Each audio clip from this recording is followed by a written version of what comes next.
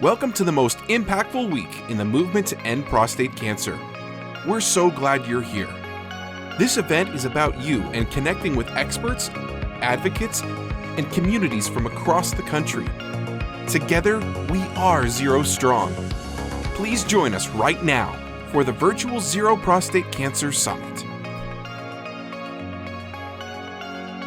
Good evening. I'm Shelby Monier, Vice President of Zero's Patient Programs and Education. Joining me tonight is Dr. Michael Groaning. Dr. Groaning is the Global Medical Affairs Lead for Prostate Cancer at Amgen, and I want to thank Amgen for being our generous sponsor for this presentation. Dr. Groaning is here with us to discuss BiTE technology and immuno-oncology. This is a really exciting new technology.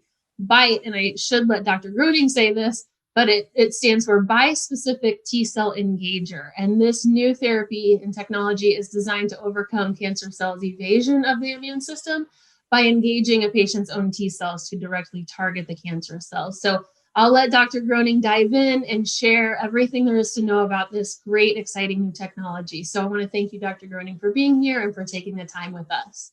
Yeah, thank you very much, Shelby. I appreciate the invitation and the opportunity to talk about this really exciting technology. And thanks again, Shelby, for giving me the opportunity to talk about the bispecific T-cell engager technology. And again, just as a little bit of background, like Shelby mentioned, I'm the Global Medical Affairs Lead for our prostate cancer program at Amgen, but I just started there just this beginning of the year. In fact, I've got a little bit of history with PSMA-targeted technology. Before Amgen, I was in charge of our PSMA-targeted radioligand therapy program development at Endocyte, which then was purchased by Novartis. And when I was leaving that organization to join Amgen, one of the key opinion leaders actually made an interesting comment that I'd like to share, and that, over the last 7 years or so that I've been in this space, she said, "Wow, that's really exciting. I'm glad you're moving on to Amgen. You get to play with all the really exciting toys out there for prostate cancer." So, that just speaks volumes to the work that Amgen's doing with developing this new technology. And as this slide says, advancing oncology at the speed of life, there's a lot of changes that have been happening in the prostate cancer space, and it really is exciting to be there, part of this, having been part of another technology that is similar in that, targeted precision medicine space. So just to give you a quick overview on the vision of Amgen. So Amgen is committed to relentlessly pursue breakthroughs for cancer patients and their families. So addressing these unmet needs, and those of you in the prostate cancer space really know that there's an unmet need here as far as technologies that are available, especially for advanced, disease state, metastatic castration-resistant prostate cancer specifically. Pursuing these things through breakthrough with different technologies, transformative cancer care. This is not just another add-on type of technology. This is really the tip of the spear, something we're trying to do that's transformative in that sense, and driving that sustainability of the healthcare system, which has really been kind of brought to the fore, especially the past year or so. So again, Amgen's commitment to developing novel cancer therapies, to transform the lives of patients. You can see this with a focused genetically validated targets. And the one I'm going to be focusing on today is PSMA. And that's had a lot of buzz with imaging, with different therapies that are being developed. But that's the thing, looking for a validated target that we could go after to really make a difference. There's 5 first-in-class oncology and hematology therapies with Amgen. And what I'm talking about today actually comprises over 50% of the early oncology pipeline here at Amgen. So of course, that's not the only thing we work on. I mentioned, this is over 50%, but there are other modalities that are being pursued at Amgen. But within that BiTE space, you can see here on the right side of this slide, it's kind of a Venn diagram of sorts, where with these different genetically validated targets, we're able to look at a variety of different cancers and indications to help those that really, are looking for alternatives, don't have these therapies. They have that unmet need that really needs to be addressed. And one, of course, in the center that you can see is prostate cancer. And before we move on to give the more detail on the BiTE platform, I'd like to share a short 45-second video just so you have a visual of how this technology actually works. And you can see the T cells in action in this video, just so you have that point of reference that when we talk about this technology on the next few slides, where it's kind of in a schematic cartoon type of presentation, you can see actual video of the T cells in action. The BiTE modality is just a trick, so to say, to let the whole T cell system be potently directed against cancer cells. Our immune system has billions of T cells. We could actually engage more or less all of them to be equipped with the BiTE modality. So here you see a BiTE-equipped T cell attacking a cancer cell. Through the presence of the BiTE technology, the T cell is capable of recognizing the tumor cell as an enemy and then destroying the cancer cell, attacking the next cancer cell, and so on and so forth.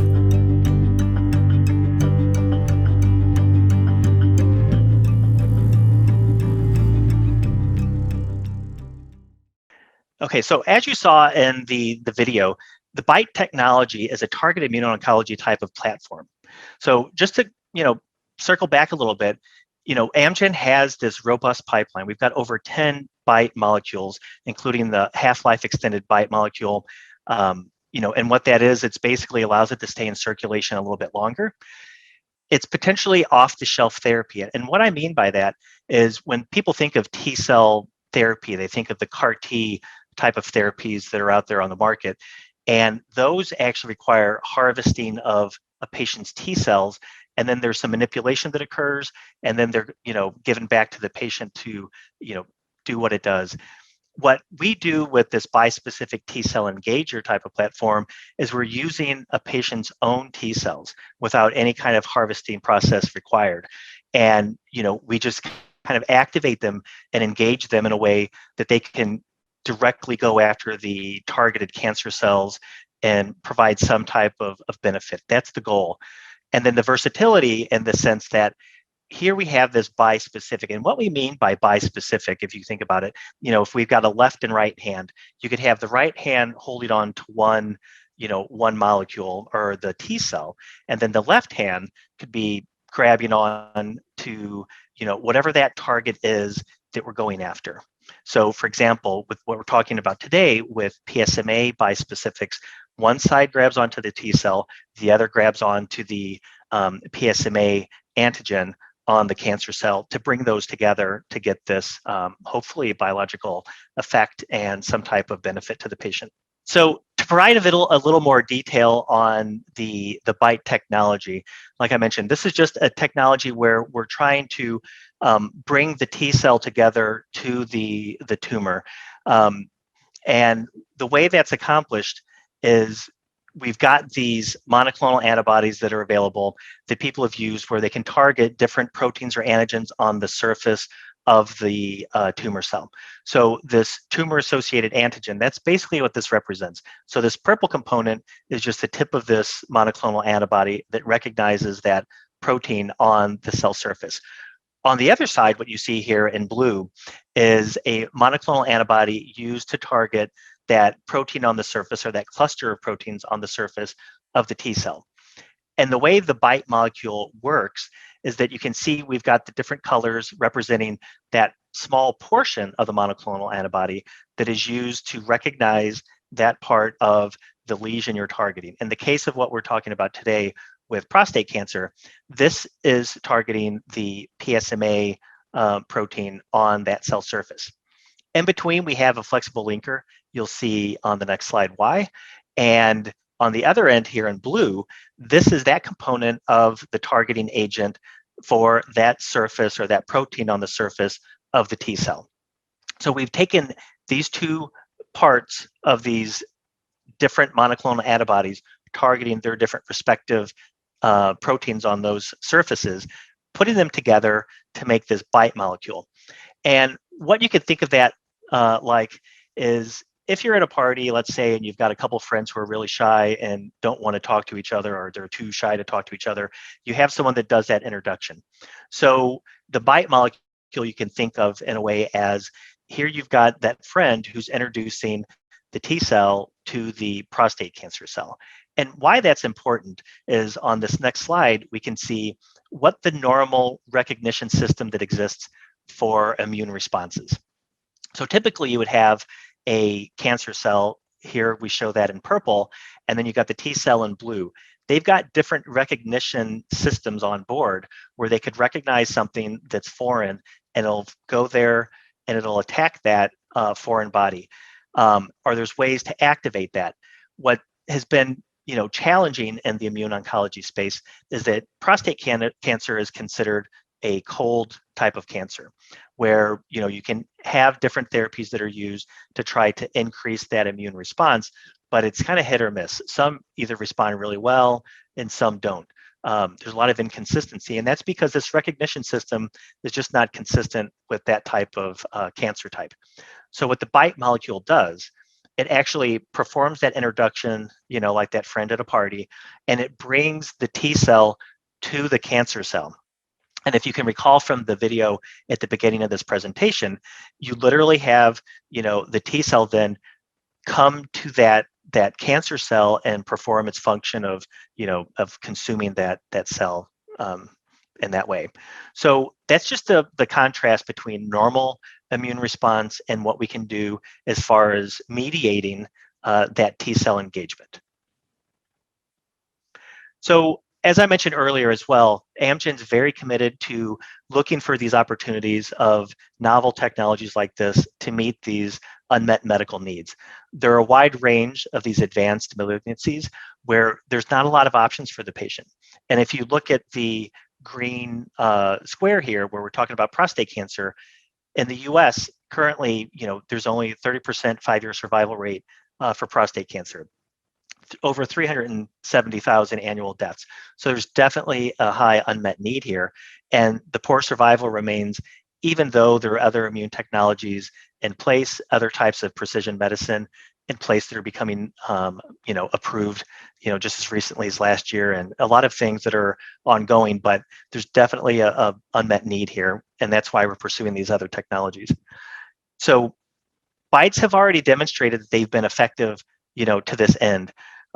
Again, here are a list of few of the products that are in the Amgen portfolio. Looking at blinatumomab, for example, long-term OS has been demonstrated there. Looking at the middle of this, we have AMG 212, which was studied in prostate cancer. And if you look at that, it's already, we've observed anti-tumor activity in our first-in-human study. So we're really excited about this. There are a lot of BiTE molecules that are showing anti-tumor activity or suggesting that this is something worth pursuing. So what I want to just leave you all with is looking at Amgen investigating into multiple BiTE molecules, looking to bring T-cell innovation to patients in these areas of high unmet need. And again, from the previous slide, you can see in brown here under the 2019 portion of this ribbon, the phase 1 where AMG 212 was investigated was in prostate cancer. It was presented at ASCO. So, we're already on our way trying to deploy these things in prostate cancer. Looking at 2021 and beyond, there's an ongoing phase 1 study with another variant or another molecule in that prostate cancer space. So this would be AMG 160. So that's an ongoing study. Here's the ct.gov reference for you to see, to explore that or look into that. But you were really excited about all these molecules that we're developing for these unmet medical needs in cancer. And with that, again, I really want to thank you for the opportunity to talk about this. Like I said, it's really exciting. I've been involved with other PSMA targeted and other prostate cancer programs over the past several years. And moving on to Amgen, I couldn't be more excited to be involved in this type of technology. So thank you again. Thanks so much, Dr. Groaning. That was a wonderful overview of this really exciting technology. So thanks for being here. Thanks for joining us on the final evening of Zero's 2021 Virtual Summit. A huge thanks to our sponsors at Amgen for making both Dr. Groaning available and this amazing content available to us. And to our attendees, don't go away. We have another great presentation coming your way. For more information, please visit us at zerocancer.org. The issues you care about most are right here at the virtual Zero Prostate Cancer Summit. Please check out the other topics, sessions, and virtual get-togethers in your Summit app. Remember, you are not alone. Join the Zero community to gain support and more information on prostate cancer at zerocancer.org.